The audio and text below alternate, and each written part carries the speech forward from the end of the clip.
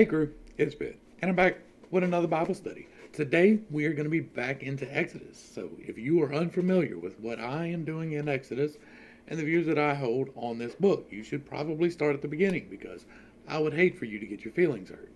And I'm definitely going to be hurting some feelings today. We are in Exodus 3, and we're going to be reading the Bible as it is written. We're going to take what it says, and we're going to go with that. And we're just going to make personal determinations on what we think about it. And when I say we, I mean me, and you can make your own determination because you can read along. Let's go ahead and look at Exodus 3 and see where we're at. So far, what we have is the detestable Hebrews, Israelites, depends on which part of the verse you're looking at, because apparently it makes absolutely no difference that God told them to be an Israelite. They're still called Hebrews. And so we're going to go from that, right? And we're going to, Moses has been put in the river, found by Pharaoh's daughter, and despite the fact that she recognizes that he is a beautiful child or a child that really stands out. Now, we talked last time about the genetic manipulation that I think may have gone into that type of a situation. But it's a recognizable difference, and she recognizes it as Hebrew. She still takes this child as hers, despite the fact that she's the daughter of the man who ordered that all these kids be killed. And he's perfectly fine with it. He's like, yeah, no problem. Adopt this child into the royal family. And it becomes a royal. And then he kills a Hebrew, and he runs away to his father-in-law, Ruel, right? Because he gets married to Ruel's daughter. That's what we thought. That's where we're at. He is now working for Ruel, who is a priest of Midian. And meanwhile, Moses was shepherding the flock of his father-in-law, Jethro. This footnote right here says that he's also called Ruel. Here's the problem, though, is that names are important. They're so important that great emphasis is placed in at least the Christian churches. I haven't been into a place of faith of either the Muslims or the Jewish people. I haven't been in there during a time of worship or anything like that, so I don't know. But there's great emphasis placed in our scriptures on the fact that when the name is changed, the name is changed, and the names are very important and that they mean things. And so to have these two different names is only acceptable if you accept that it is an amalgamation of stories, and that some of these people knew him as Ruel and some of these people knew him as Jethro, and they said, yeah, he was both of them. Poof. There we go. Story written. That's what I think happened. I really do. I don't think that Moses actually sat down and wrote this. I think that this was years later. Somebody took the stories of Moses and put them together, just like somebody took the stories of creation and put them together, and somebody took the stories of Jacob and put them together, and all these stories were put together from the various tribes to form a cohesive unit, and it worked. It did. It was a very beneficial, positive source for a very long time, but that time is just about done, and so now we are there. And when the Lord saw that he had gone over to look, Jethro the priest of Midian. Now, it's also important to notice that he is a priest. And let me go ahead and pull up some Google Earth real quick. And we're going to get back in and we're going to look at the spot, right? Because it is important to understand that. According to what we have read so far through Genesis, and we'll pop, here we go.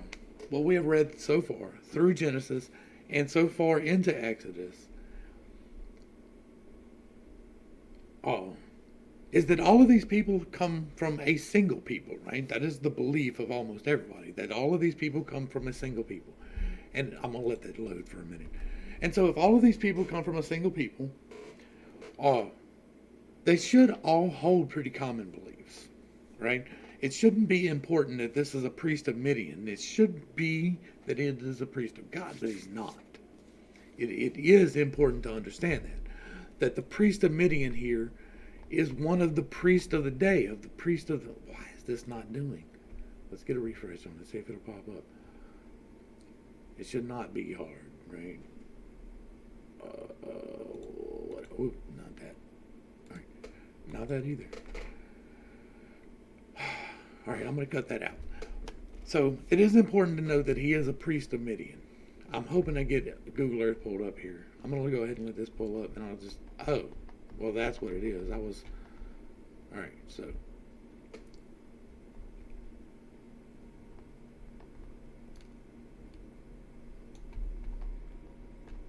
What is going on?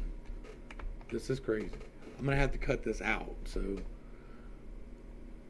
How far in are we? 5 minutes. We're good. Why is this not working? It's just not.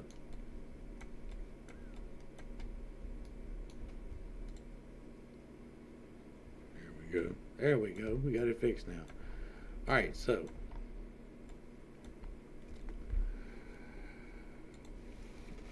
All right, so we're going to look now at Google Earth. I've got it loaded up, and we're going to look at the locations of where we're talking about here today. And so this is Egypt, right? We're going to look at the greater globe. This is Africa. This is West Asia. This is Europe. And so here in the green spot, this is where the Hebrews live. They're in the choicest part of the land, despite the fact that they are detestable.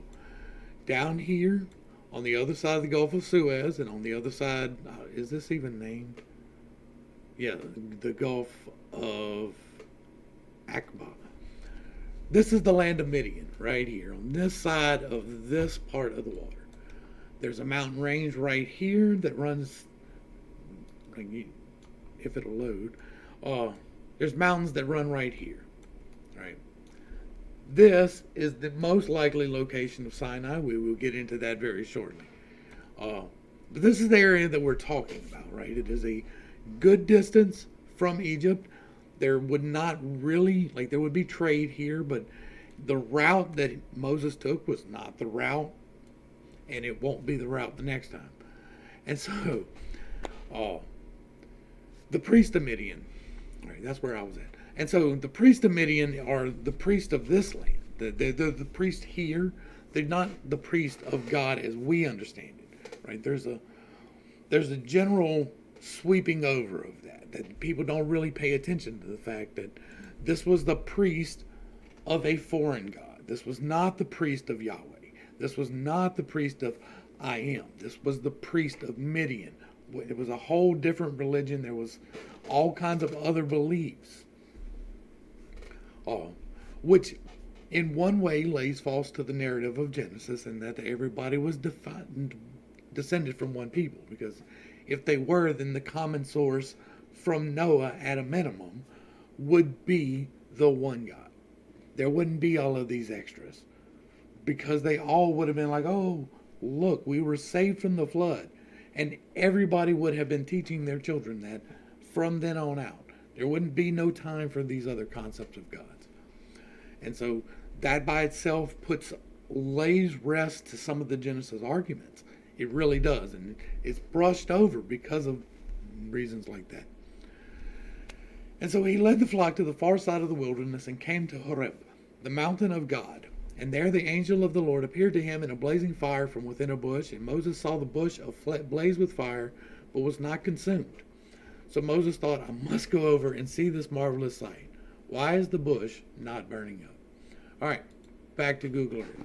Now,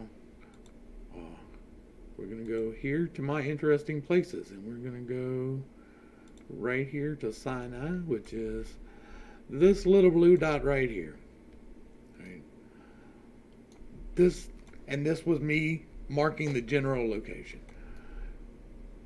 If it was me and I were to be he's living in this part of the land, right? This is Midian, right? It's commonly accepted that his father-in-law was in this part of Midian, and if he's wandering with flocks and doing shepherd things that we've talked about before, it is entirely possible to wander this desolate landscape looking for forage for a flock. And if he did, he will happen to wander up, and he wound up here if it was me and I was looking at a holy place, then this mountain right here looks an awful lot like what I would be looking for. All of the landscape here is brown, brown, brown, brown, brown. But right here it starts this black, and it looks like it has been burnt. It does look like there has been a consuming fire across the top of this. And you know what?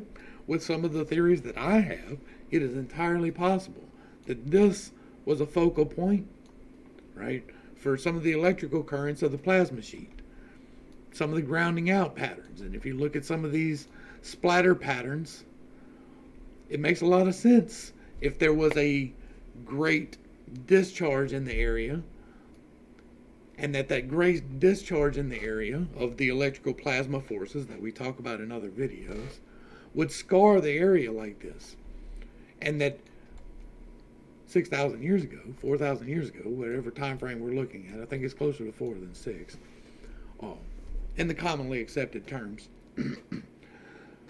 then yeah, this would absolutely look like the place where God had done his thing. And this would be the highest peak, which would automatically get you there, right? So if I was wandering and I was a spiritual type person, I would be curious about this, and I would want to walk up there. It's not a terribly pleasant hike, but it is not an impossible one to the top of this peak, right? You can get there if you're so determined. And if you see this big looming dark peak, you would probably go up there. I would absolutely go up there. And then when you got up here and you're looking over this landscape, right, you've got the viewpoint of God right here. Like, this is what you would see, and you would be like, wow, this is what God sees. And it's like so beautiful and so well. And then you look over here and there's this strange formation right here. And not just this formation, which this right here you can see is a rock slide over the top of this particular almost perfect natural formation right here in this little hollow, not visible from the rest of the, like, unless you're in very specific places, you don't see this at all. But also, let's see if I can figure out how to get back over there again. Right here, there's a bigger spot here. 1, 2, 3, 4, 5, 6. I wonder what a six-pointed star would be. I wonder where 1, 2, 3, 4, 5, 6 points of a star would come into any play whatsoever with greater knowledge. If you were standing atop Mount Sinai right here, would you happen to be able to see this formation right here? And knowing greater forces and magnetics and all of the things that go along with ley lines and actual magic and the workings thereof, would that not be a significant thing? I believe it would. I do.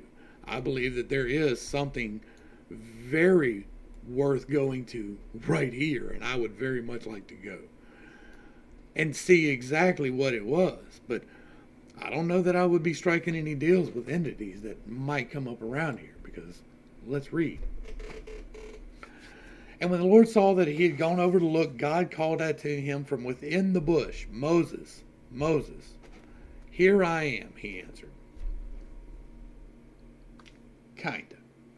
Well, not even kinda. What he says right here is strange. It says, here, he said. And I know that sounds weird, right? But that's the wrong part. If this is where I popped it out to do the word study, and I'm like, all right, because it's an I am statement, and I like to look at the I am statements and see which I am they are referring to. And this is not even an I am. This is a said. This is a said. If you click on this, it brings up Strong's Hebrew right here, which is a mar, which is then God said, then God said, then God said, then God said, then God said, then God said, right? This is the whole Genesis right before the ayah statement, right before the, he says, Hayah light, right? That's what we talked about back in Genesis 1. And he says, Hayah light. And then he says, Hayah expanse. and the Haya, waters below and waters above. He says, let there be, I am, there is all the same word. It is Haya. And what he says right prior to that, or the action that he is taking right prior to that, is this. Now, this is an action. This is a speaking, but it is a specific speaking. It is the speaking of, right? And if we look at the Wayomer, which is where it comes from, like this is when God said, let there, and it's used outside of God speaking too. Let me be clear. This is not entirely about God speaking. But this is interesting that this is an entrance into the burning bush, right? And here we have this statement. And it is the same type of statement as when God said, but it is coming from Moses, right? That is the implication of the statement here. It is when the Lord saw that he had gone over to look, God called out to him from within the bush, Moses, Moses, Moshe, Moshe. Here I am, I am. It's not I am, I am. It's here I said, I said. Here I said, I said. Here he said, he said. Here he spoke, he spoke. It's not here I am, he answered. Even though that is what it says all the way down here. That is not what he says. That is not what the word is. If you go back to the Hebrew, which I did, right? And I was like, that just doesn't make sense. Why is it popping up both? And because it is the same word for I am and he answered. It is literally saying the same thing both times. But it is not I am. It is to utter to say. Right? To utter to say is not I am. And so here we have a very serious contradiction. Like this is a very serious problem in every single translation. There is a consistency error here. If he would have said, here I am, that would have made sense. But here, he said, does not at all. And so that is an inconsistency problem. Do not come any closer, God said. Take off your sandals, for the place where you are standing is holy ground. Then he said, I am the God of your father, the God of Abram, the God of Isaac, and the God of Jacob. Not of Noah and Adam, though. That's important. We've talked about that before, right? I believe that there are two forces at work, two forces at play. Here we go. The one force that was at play that brought them into slavery is now coming to bring them out of slavery. And at this, Moses hid his face and was afraid to look at God. Here it is. Pay very close attention to this. Here to label me a heretic at this point. Yeah. So, we, throughout the Bible, see two consistent reactions to the representatives of God, even of God himself. Like, you are either calm and peaceful and loving, or you are fearful. That is the two reactions. And when they say, do not be afraid, that's the fearful ones. That's the ones that should make you afraid.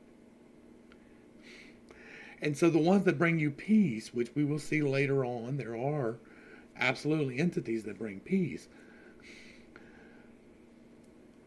Maybe there is an issue with that. Maybe who they're listening to in this particular case is not the right ones. And so you can label me a heretic. We've already talked before when they had the sacrifice at Abraham, I said then that maybe he was following the wrong one. And then when we get to Isaac, I said maybe he's following the wrong one. And when I get to Jacob, I said the same thing.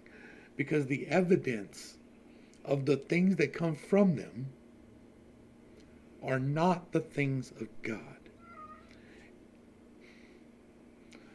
God is true and faithful, and God will do what is within the plan for your life, for you, to your benefit. So as long as you are working within his plan, you will be able to get the full benefits of it. I see you, God, but I am working right now. His window's open. I don't know what his deal is. And at this fate, Moses hid his face, for he was afraid to look at God. The Lord said, I have indeed seen the affliction of my people in Egypt. I have heard them crying out because of their oppressors, and I am aware of their sufferings. For 430 years, these people have suffered. 430 years? Why? Why?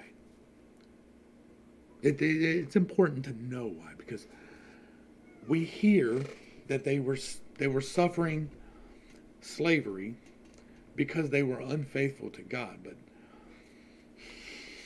how so?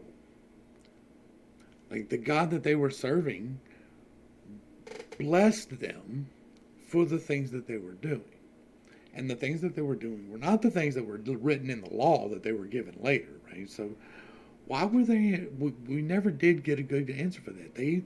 Why were they brought instead of to one of the more fertile lands to the north, which would have been about the same distance, were they brought to Egypt, to Goshen, where they were detested, and yet were given the best land, and yet wasted away all of the blessings that they had. They sold away all of their property and all of their livestock, and then themselves, and into slavery they went. And then they were persecuted beyond belief for doing this. And it doesn't make sense. It doesn't. Why would the God do it to them? Unless it was one of these opposite forces, and one of the things that they like is suffering. Well, then things make a whole lot of sense. Then a whole lot of what's about to happen makes a lot more sense.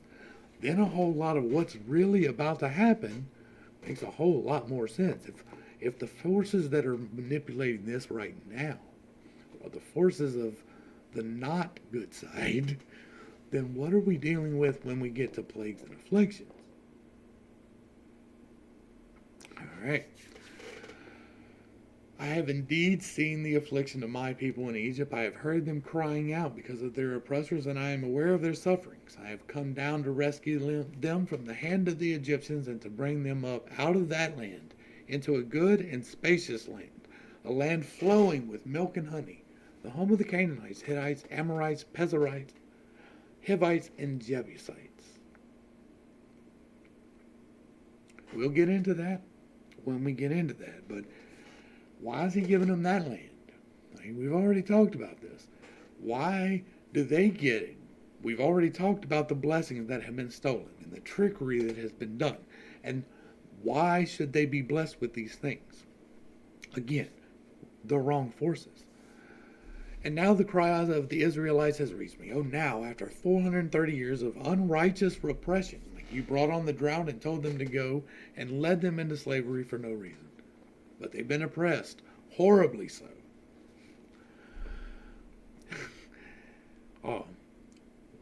Therefore, go, I am sending you to Pharaoh to bring my people, the Israelites, out of Egypt. But Moses asked God, who am I that I should go to Pharaoh and bring the Israelites out of Egypt? I will surely be with you, God said, and this will be the sign to you that I have sent you. When you have brought the people out of Egypt, all of you will worship God on this mountain.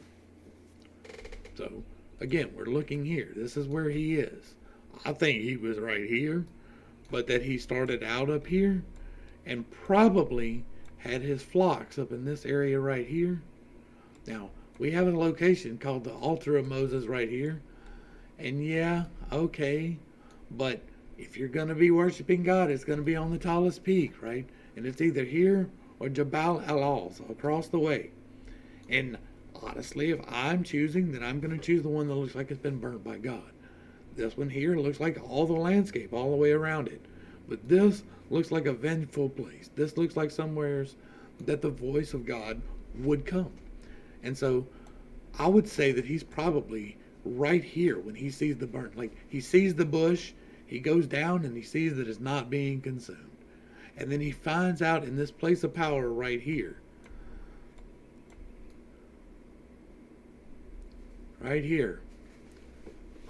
that he needs to go and get his people and set them free. And that what's going to happen when he does that? You will bring all of these people to worship on this mountain.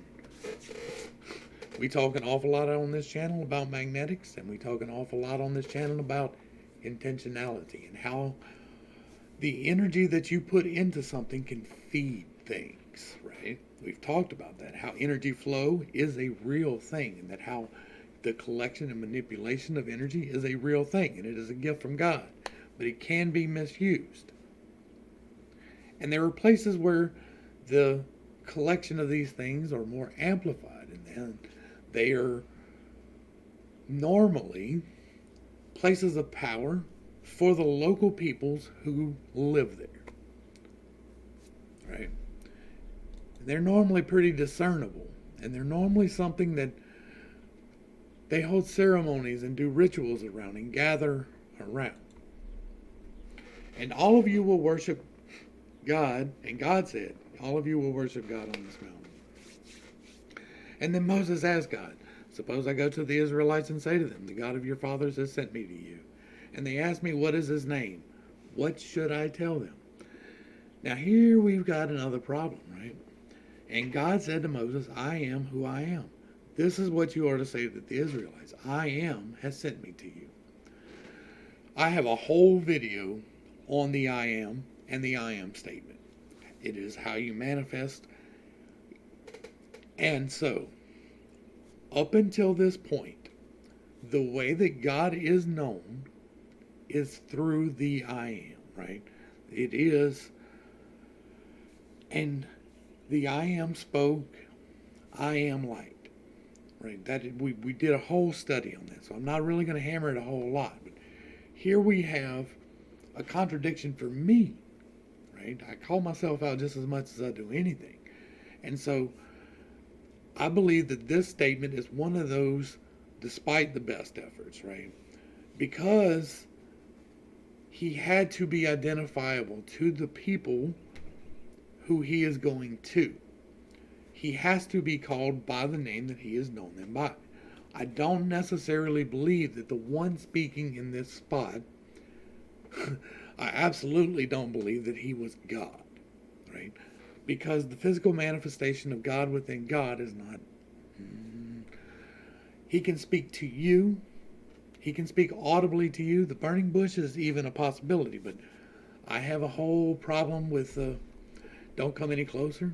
I think that there was a physical being there. I think it was one of the fallen. I think that's the reason he said not to come any closer. And I think that his fearful appearance and the reason that the bush seemed to be burning was because of that. Because of his fearful appearance, his aura. Okay. You will all worship God on this mountain. And I think that he's going to be feeding off of that energy. And then Moses asked God, suppose I go to the Israelites and say to them, the God of your fathers has sent me to you. And he says that, tell them that I am, because that's who they know. That is their God. They are to call upon no other name. And they get that reiterated later. But you're not supposed to put a name on God. I say God, and that is in the loosest term possible. Right? That is the same as saying Yahweh. It is the same as saying I am, or the creator, but to put a mortal name upon him, a name that you can call upon and a person can answer, is a problem for me personally and here, because the reason that he had to say that I am who I am is because they don't know him as anyone else. And then he says, say to the Israelites, the Lord, the God of your fathers, the God of Abraham, the God of Isaac, and the God of Jacob. Again, we are leaving out Adam, Seth, and Noah, right? We're leaving out Enoch. This is my name forever. And this is how I am to be remembered in every generation. As the I am. That is the statement, right? You are to be remembered as the I am.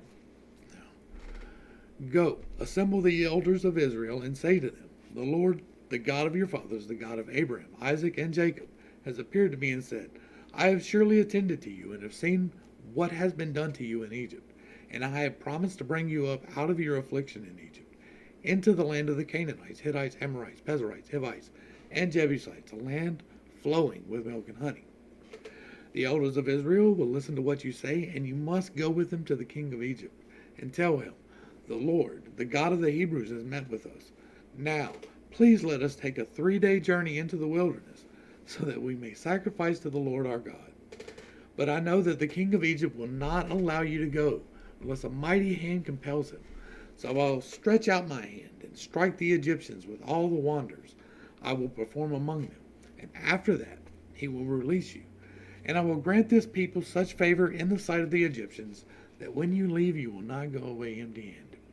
Every woman shall ask her neighbor, and any woman staying in her house, for silver and gold jewelry and clothing, and you will put them on your sons and daughters, and so you will plunder the Egyptians. Now, there's a lot here.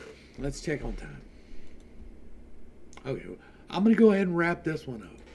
We're going to talk about this, but we're not going to get into the next one yet, because the next chapter is just as deep. And so I have talked extensively about why I have a problem with them inheriting the land. I don't believe that they had the right to the land through the customs of the land, right? And it is only through the deals that they make with this entity that they are blessed. You can make deals with entities on both sides of the equation. There are entities on both sides of the equation who are available to assist. And some people are going to get very upset that I said that, but it is true. Now, the assistance that you get is very much different. It is very much different in both what you get and what it costs. The side that you would want to make any type of thing with, and I do not recommend making deals at all, 3 times, would be the ones that only require willing service and not physical gratification type things. There are, like, you can give your life in service to God, which is what I am doing. I am giving my life in service to God. And because I am giving my life in willing service to Him, we are in covenant, right? Now, you can strike a covenant with the other force. And this is probably a better way of putting it, because the covenant that I am putting with God is my willingness to serve Him. And therefore, He will see me through my journey in the manner in which it is intended to be seen. I am trusting in Him to guide my way all the way. That even when things go wrong, that it is well within His plan, well within His control, and not something that I even really need to concern myself with outside of what I can immediately put my hands on. Because I am supposed to take care of what I can immediately put my hands on. If I know that there is a problem and I can fix it, then I should fix it. You can, however, strike deals with these other entities, and these other entities will bless you. They will give you things, but they require something very pricey in return. They require service, and it is not willing. Because the soul is eternal. And the choices that you make, even while incarnated with that soul, affect your entire journey. And so, because the soul is eternal, it had to be somewhere before it was here, and it will be somewhere after it is here. This mortal flesh is not all there is. This is not your home. This is just a temporary location. And so, there are eternal consequences for mortal choices. I don't believe that there is a life of affliction in hell in the way that is commonly conceived of by at least the Christian religion. I don't believe that there will be in Judgment Day the way that it is conceived. I don't. I believe that there is a great change coming upon us. It is foretold in this book and many other books. I believe that there is a great restructuring upon us, and that coming out of the other side, that some of us will be serving an entity of God and His service and doing what He has required us to do the whole time. And some of us will not. And there will be a brief period where the ones who are not will be the dominant peoples. Because they are the dominant peoples, they will persecute the people who are faithful in any manner, whether it is to this book, to the book of the other Abrahamic faiths, or whatever. If you are faithful to anything other than what they want you to, which is the gods of this world, if you are faithful to anything relating to the God of the next world, then you will be persecuted through this. I believe that God will restructure life on the other side of it, and not all of us will make it. I do not. I want to, but I don't hold out hope that I will be. Right? If it is up to me to be the martyr that goes, then I will be the martyr that goes. But I will not go fighting. I will go praising my God as I am called to do. Because you are called to either die or hide. Right? That is what you're called to do. Either die or hide. Not to fight back. And we'll talk about that later. And I'm starting to get very ranty. So I think that the entities that they are going into covenant with here are not the right ones. And it is evident through the verses and chapters that we'll be going through next. You can start to see it right here, because why, right? Why with God, if He is the reason that Pharaoh has control of these people, right? And I believe that, even though they sold themselves into slavery, He was still in control of that destiny, right? Even for the 430 years of oppression. Oppression refines and hones people. It does. And that has been proven throughout the years as well. And so, even though that's part of it, why here does He say, I know that the king of Egypt will not allow you to go unless a mighty hand compels him. So I will stretch out my hand and strike the Egyptians with all the wonders I will perform among them. And after that, He will release you. We're going to get into those wonders. And while they are all within the scope of God, and they are all a foreshadowing of what is soon to come, I do have a serious problem with the necessity of them, because there was no reason to harden the heart of Pharaoh.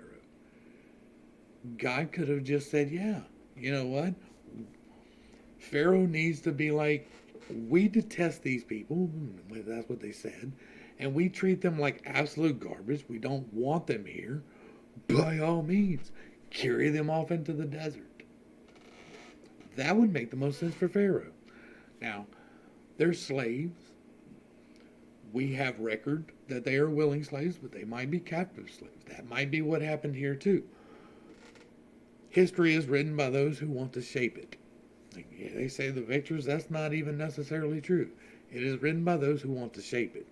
There are people right now who are not necessarily victors who are writing history and shaping it. I think that this book is a shaping of history. I think that it worked as intended for a very long time. I think that it had a lot of value to add. But I don't believe that it is necessarily the infallible, inerrant Word of God. We have already talked a lot about contradictions. We've talked a lot about consistency. And now we're going to talk about character an awful lot going forward. And when I'm talking about the character, I'm talking about the character of God. Right? The things to bear in mind about God is that He brings peace, love, and joy. He brings hope. He brings fulfillment. He brings truth. Those are the things of God. It is not fear. It is not anger and hostility and killing and cursing. It's not. He says, return to me and I will bless you. And then it's all, make a deal with this guy and we'll strike down your enemies. Make a deal with this guy and then we'll bless you if you sacrifice this blood to us. If you devote this energy to us, then yeah, we'll multiply what you get. There is a big problem. There is. And I hate to be the one to expose it. This is not really my first choice of what to do. But I have to do what I'm called to do. And it is time for these things to fall away. And this is a problem. There's prophesied that there will be a great falling away, and I have to fall away. Like, I can't continue to worship the same. Like, there's a level of responsibility. There's a level of knowledge. Whenever you understand, wait a second, this guy is bad. This guy is bad, and he is being repeatedly blessed. Not only that, but like, the blessings go to the bad people and not the good ones. And so the people who are actually doing what the law later says, before the law is even given to them, they have the law written on their hearts, and they're not the ones who are the redemption arc. They're the ones who are just persecuted and disappear. No, no, it just doesn't work. God is faithful and true. God is holy and just. God is light and love, and therefore some of these things just does not fit his character. And I understand that for some people that is not going to be okay. Some of you are very comfortable where you're at, and I am perfectly fine with that. I am perfectly fine with you being okay where you're at, but I was not. And because I was not, I am helping other people who are not. Because some of this doesn't make sense. If you don't read it without them blinders on, if you're not looking just where they tell you to look, and if you're reading it in context, and you're reading it with geography in mind, because we're going to get into that. And then if we get into all of these things, then there are some very big problems with this narrative. There are very big problems that should have been glaringly obvious throughout the years.